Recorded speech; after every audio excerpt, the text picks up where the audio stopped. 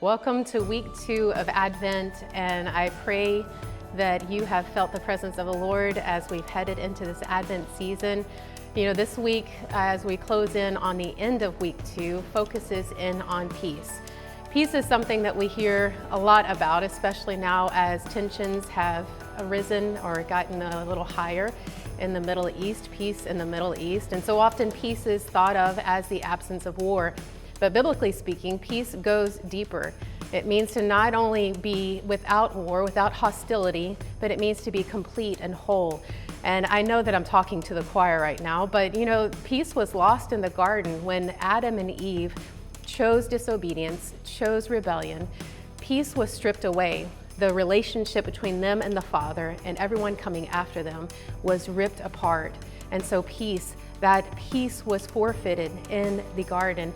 And from that moment on, the Lord promised that one day He would send someone who would bring us back together in relationship. Even Isaiah says that one day the Messiah would come and He would be the Prince of Peace. He would be the ruler of peace. He would be the one to negotiate between us and the Father, not by talks, but by actions, by giving of His own life. And as on that final night when Jesus was with His disciples, that night He was arrested, heading into crucifixion and His death and resurrection, Jesus told the disciples, as He's telling them what's coming ahead of them, the betrayal, the denial, the hardship that they would face, He said, listen, my peace I give you. My peace I leave you. But I don't give peace as the world gives. And I'm so grateful for that, because what the world gives is not genuine. It's fake. It doesn't last. It doesn't offer us anything. You know, as we're in this Christmas season, I don't know about you, if you've ever been to a white elephant exchange, white elephant exchanges aren't exactly meant to be the best of gift receiving or gift giving. Typically, it's what you find in your house that maybe someone gave you, maybe it's been sitting in your home for 5, 10, 15 years. And the idea is to take something that's not necessarily worthwhile, not necessarily wanted, and give it to someone else and bless them in their home.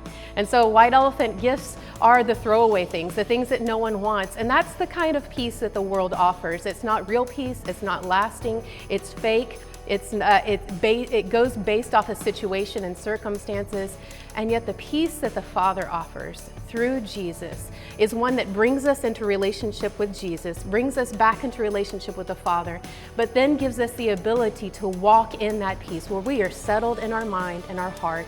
We are not disturbed or swayed by anything around us. That is the peace that Jesus leaves. That's the peace that Jesus offers us, and He calls us to share with others and walk in that kind of peace. You know, the world desperately needs a peace. And when they see us walking in that, not only with the hope of Jesus, but then they see us walking in peace, may they be drawn to the Father as they watch us live that out.